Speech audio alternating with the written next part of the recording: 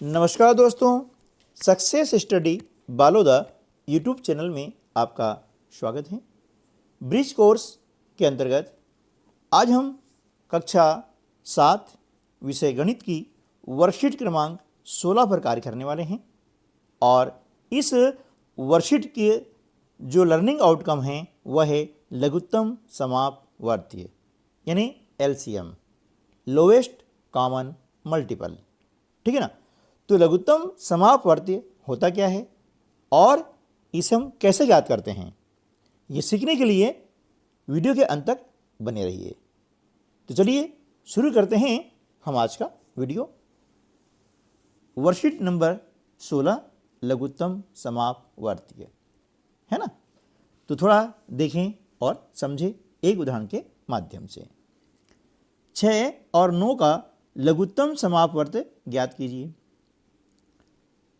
तो देखिए यहाँ पर हम जो है 6 के गुणज ज्ञात करते हैं, है ना। गुणज यानी अपवर्तीय, जिसे इंग्लिश में हम कहते हैं मल्टीपल। ओके, तो 6 के गुणज ज्ञात करना है, यानी सीधी सी बात है कि आप 6 का टेबल यानी 6 का पहाड़ा बोलते जाइए। जो संख्या आएंगी वे 6 के गुणज होगी, यानी 6 के अपवर्ती होंगी। ओके, जैसे 6 के गुणज यानी 6, 12, 18, 24, 30, 36, 42, 48 और 54 है ना। 6 कम 6, 6 दूनी 12, 6 ते 18, 6 चौक 24, 6 पंजे 30, 6 चार 36, 6 सत्ते 42, 6 अठे 48, 6 नवे 54, 6 दही 60 और फिर 6 और जोड़ते चले जाइए, इसके मल्टीपल आ जाएंगे। लेकिन ध्यान रखना है, कभी भी सबसे बड़ा मल्टीपल यानी अपवर्तीय नहीं होता है, कभी नहीं होगा, ये ध्यान रखना है। और सबसे छोटा गुणज है उस संख्या के बराबर होगा, ये आपको ध्यान रखना है। ठीक है ना। चलिए अब हम लिखते हैं 9 के गुणज। 9, 18, 27 समझा है ना। बस 9 का आप टेबल बोलते जाइए और लिखते जाइए, हो जाएंगे आपके गुणज, है ना। गुणज कहें या अपवर्ती कहें या मल्टीपल कहें, एक ही बात है। ठीक है ना। चलिए अब इसमें से हम निकालेंगे सार्वगुणज। सार्वगुणज यानी वे गुणज जो दोनों संख्याओं के गुणजों में उभयनिष्ठ हैं, यानी कॉमन हैं, दोनों में वह स्थित हैं। ठीक है ना। जैसे 18 यहाँ पर भी है और यहाँ पर भी है, यह 18 दोनों में है, इसलिए कहलाएगा सार्वगुणज। हमने इसको बाहर निकाल लिया है। इसके बाद देख रहे हैं 36 यहाँ पर भी है और यहाँ पर भी है, इसलिए 36 क्या हो गया, सार्वगुणज हो गया। इसी प्रकार से आगे बढ़ेंगे 54 और यहाँ पर भी है 54, ये आ गया। अब क्या है हमारा लघुत्तम। लघुत्तम यानी सबसे छोटा। अब इन तीनों में ये सार्वगुणज तो हैं, लेकिन तीनों में सबसे छोटा गुणज कौन सा है, वह है 18। सबसे छोटा सार्वगुणज 18 है, इसलिए 6 और 9 का लघुत्तम समापवर्त्य क्या होगा, 18 होगा। ठीक है ना। ये होगी आपकी अपवर्ती विधि। ठीक है। इसके बाद हम करेंगे अभाज्य गुणनखंड विधि, जो कि प्रचलन में सबसे ज़्यादा वही काम आती है, लेकिन कंसेप्ट को समझने के लिए हमें अपवर्ती विधि का प्रयोग करना पड़ता है कि लघुत्तम यानी सबसे छोटा, समापवर्त्य यानी जो समान अपवर्ती हैं, है ना। तो अब इसकी जो परिभाषा क्या बन जाएगी कि लघुत्तम समापवर्तीय वह छोटी से छोटी संख्या है जिसमें दी गई संख्याओं का पूरा पूरा भाग चला जाता है। ठीक है ना। जिसमें 18 में 6 का भाग भी जाएगा और 9 का भी जाएगा। अर्थात क्या होता है कि जो लघुत्तम समापवर्त्य होता है वह उन संख्याओं से बड़ा होता है। ठीक है ना। तो लघुत्तम समापवर्तीय वह छोटी से छोटी संख्या है जिसमें दी गई संख्याओं का पूरा पूरा भाग चला जाता है, यानी वे पूर्णतः विभाजित हो जाती है। ओके, चलिए तो अब हम एक उदाहरण जो है अभाज्य गुणनखंड विधि द्वारा भी समझ लेते हैं और फिर अगले प्रश्नों को हल करेंगे। अभाज्य गुणनखंड द्वारा 12 और 18 का लघुत्तम समापवर्त ज्ञात कीजिए, है ना। अभाज्य गुणनखंड हम पिछले वीडियो में निकालना सीख चुके हैं, इसलिए अधिक डिटेल में जाने की जरूरत नहीं है। हम 12 के निकालते हैं अभाज्य गुणनखंड।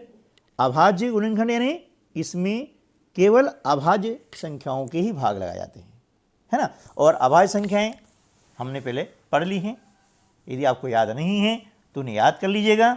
और पिछले वीडियो नहीं देखे हैं तो इस वीडियो के डिस्क्रिप्शन बॉक्स में उसकी लिंक दी गई है, तो वहाँ से आप जो है उन वीडियो को देख सकते हैं और सीख सकते हैं।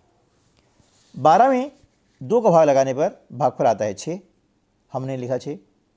फिर 6 में 2 का भाग लगाते हैं, भागफल आता है 3। फिर 3 में 3 का भाग लगाते हैं तो भागफल आता है 1। इसी प्रकार से 18 के हम ज्ञात करेंगे अभाज्य गुणनखंड। 18 में 2 का भाग लगाते हैं 9 आता है। 9 में अब 2 का भाग नहीं आता है, तो अगली अभाज्य संख्या कौन सी हमारी? अगली अभाज्य संख्या है 3। 3 का भाग लगाते हैं 9 में, भागफल कितना आता है? 3। अब 3 में 3 का भाग जाएगा एक बार। तो हमने क्या किया कि इन अभाज्य गुणनखंडों को यहाँ पर कुछ इस प्रकार से लिख लिया है। 12 बराबर 2 गुणा 2 गुणा 3 और 18 बराबर 2 गुणा 3 गुणा 3, ठीक है ना, इस प्रकार से। अब क्या करेंगे कि इनमें जो आपके गुणनखंड हैं, है ना, कौन से गुणनखंड हैं? कॉमन गुणनखंड हैं, उनको हम लेंगे बाहर निकाल के एक बार, ठीक है ना। पहले जो कॉमन है उनमें से एक एक लिया, जैसे 2 और 2 इसमें कॉमन है, हमने 2 लिख दिया। 3 और 3 कॉमन है, वो लिख दिया। अब जो बचे हैं इनको हमने हटा दिया है इस प्रकार से, ओके। और अब जो बचे हुए गुणनखंड है उनको भी लिख दिया और इनका आपस में हम गुणा कर देंगे। यानी जो सारे गुणनखंड है उनको केवल एक बार लेना है ना। उसके बाद में जो बचे हुए गुणनखंड है उनको लिख देना है और इनका आपस में कर देना है हमें गुणा। 2 तिया 6, 6 दूनी 12 और 12 तिया 36, ठीक है ना। तो ये आपकी हो गई अभाज्य गुणनखंड विधि। अब इसके अलावा भी एक और विधि है जिसका हम उपयोग करते हैं और वह विधि कहलाती है भाग विधि, है ना। तो सबसे ज़्यादा जो है उसी का उपयोग होता है। जैसे हम देख लेते हैं, एक उदाहरण और देख लेते हैं, उसके बाद में ये चलिए एक प्रश्न है, पहले वो कर रहे हैं कि 12, 16 और 24 इसका हमें लघुत्तम समापवर्त ज्ञात करना है, ठीक है ना। तो कैसे करेंगे? देखिए, अब ये हमने विधि देख ली, इसके पहले अपवर्त गुणज विधि यानी अपवर्त विधि भी हमने देख ली है। अब हम करेंगे भाग विधि। 12, अब तीनों संख्या अलग अलग है इसलिए हमने इसमें इस प्रकार से कामा लगाया है, ठीक है ना।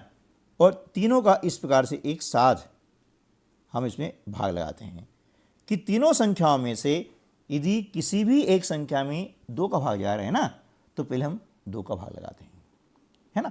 अभाज्य संख्याओं का ही भाग लगाया जाएगा, ये आपको ध्यान रखना है। 2 का भाग लगाया 12 में, 2 6 12, 6 बार गया कामा।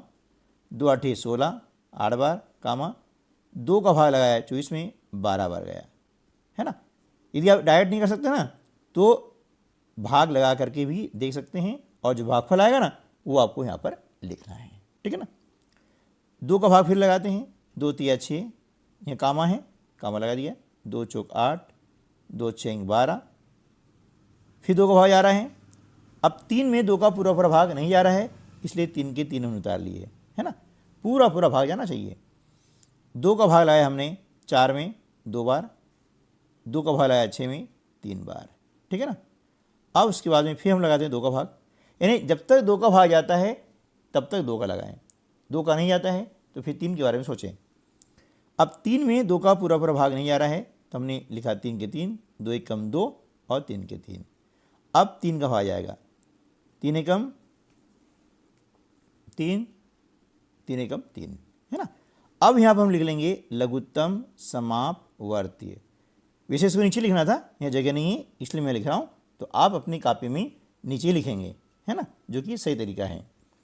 अब इन अभाज्य गुणनखंडों को हम क्या करेंगे, यहाँ पर लिख लेंगे 2 गुणा 2 गुणा 2 गुणा 2 गुणा 3, ठीक है ना।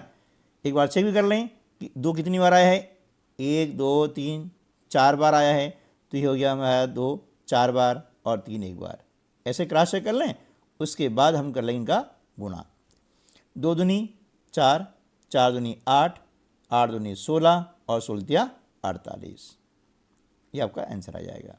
ये आपका हो गया लघुत्तम समापवर्तीय, है ना। जैसे यहाँ पे ये गलत लिखा हुआ है, समापवर्तक नहीं होता है, लघुत्तम समापवर्तीय और महत्तम समापवर्तक, ये दोनों चीज़ अलग अलग है, ध्यान रखना है ना। अपवर्तक यानी गुणनखंड और अपवर्त यानी गुणज। ठीक है, आए समझ ना। तो अब देखिए हमारी परिभाषा क्या है कि लघुत्तम समापवर्तीय वह छोटी से छोटी संख्या है जिसमें दी गई संख्याओं का पूरा पूरा भाग जाता है। ये आप उत्तर की जांच कर सकते हैं। जैसे 48 में 12 का हमने भाग लगाया है, 12 चौक 48, पूरा भाग जा रहा है। 16 का भाग लगाते हैं, 16 48 और 24 दूनी 48, यानी इन संख्याओं का इसमें पूरा पूरा भाग जा रहा है, अर्थात हमारा उत्तर सही है। इस प्रकार से हम जो उत्तर की जांच कर सकते हैं। चलिए एक और मैं उदाहरण आपको समझाता हूं कि लघुत्तम अपवर्तक कैसे ज्ञात करते हैं। मान लिया जाए कि 12, 18 और 48 ये 3 संख्या हैं और इनका निकालना है हमें लघुत्तम समापवर्ती। तो इस प्रकार से हम भाग विधि की उदाहरण करेंगे। सबसे ज़्यादा प्रचलन में यही विधि है, ठीक है ना। तो इसको अच्छे से आप समझ रहे हैं, क्योंकि लघुत्तम समापवर्ती का उपयोग कई जगह होता है। आगे जितनी भी हम भिन्न से रिलेटेड या परिमेय संख्याओं से संबंधित जोड़ और घटाव के जब प्रश्न हल करेंगे ना, तो वहाँ पर इसका उपयोग करना ही पड़ता है, लघुत्तम समापवर्ती ज्ञात करना ही पड़ता है, ठीक है ना। चलिए तो सबसे पहले हम लगाते हैं 2 का भाग। 12 में 6 बार जाएगा, 18 में लगाया तो 18 में 2 9 18, 48 में लगाएं 2 का भाग तो 24। 2 का भाग लगाना मतलब आधा करना, है ना। ऐसा नहीं आता है तो अब 48 में ये 2 का भाग लगा कर भी कर सकते हैं। 2 दूनी 4, 2 चौके 8, ये भागफल जो है ना यहाँ पे 24, ये भागफल हमने यहाँ लिख दिया है। तो आप इस प्रकार से भी कर सकते हैं यदि नहीं आता है तो, अदरवाइज आप डायरेक्ट कर लें। 2 का भाग लगाते हैं, फिर 2 3 6, 9 में भाग नहीं जा रहा है इसलिए 9 के 9। 24 में 2 का भाग लगाते हैं तो आता है 12। फिर हमने 2 का भाग लगाया है, 3 भाग नहीं जाएगा, 9 में नहीं जाएगा, 2 छके 12। फिर 2 का भाग लगाते हैं, है ना, इनमें भाग नहीं जाएगा ना, ऐसे उतार लेंगे, 2 3 6। अब इनमें 2 का भाग नहीं जा रहा है, अब भाग किसका जाएगा, 3 का। 3 एकम 3, 3 3 9, 3 एकम 3, 3 एकम 3, 3 एकम 3, नीचे एक एक आ गया है ना, मतलब हमारी प्रोसेस खत्म। और यहाँ पर हम लिख लेंगे लघुत्तम समापवर्तीय, है ना। ये जो आपके अभाज्य गुणनखंड है ना, इनको हम यहाँ पर इस प्रकार से लिख लेंगे और इनका कर देंगे गुणा। क्या कर देंगे, गुणा कर देंगे ना। चलिए अब ऐसा कर सकते हैं कि आधे इधर से गुणा कर लें, आधे इधर से गुणा कर लें और फिर दोनों गुणा कर लें, ये भी कर सकते हैं, या फिर डायरेक्ट। चलिए 3 3 9, 9 दूनी 18, 18 दूनी 36, 36 दूनी 72 और 72 दूनी 144। ये आपका आंसर आ जाएगा, ठीक है ना। तो देखिए अब 144 में हम 12 का भाग लगाते हैं तो जाएगा 12 बार, है ना। 18 का भाग लगाते हैं तो 8 बार जाएगा, ठीक है। और 48 का भाग लगाते हैं तो कितनी बार जाएगा, कितनी बार जाएगा, 3 बार, ठीक है। इस प्रकार से 48 दिया 144, है ना। तो इस प्रकार से हम जो है लघुत्तम समापवर्ती के प्रश्न हल कर सकते हैं। उम्मीद है कि आपको लघुत्तम समापवर्ती करना आ गया होगा। यदि नहीं आया है तो एक बार पुनः वीडियो देख लीजिए और सीख लीजिए। मिलते हैं अगले वीडियो में, तब तक के लिए नमस्कार। अगले वीडियो में हम सीखेंगे पूर्णांक की समझ।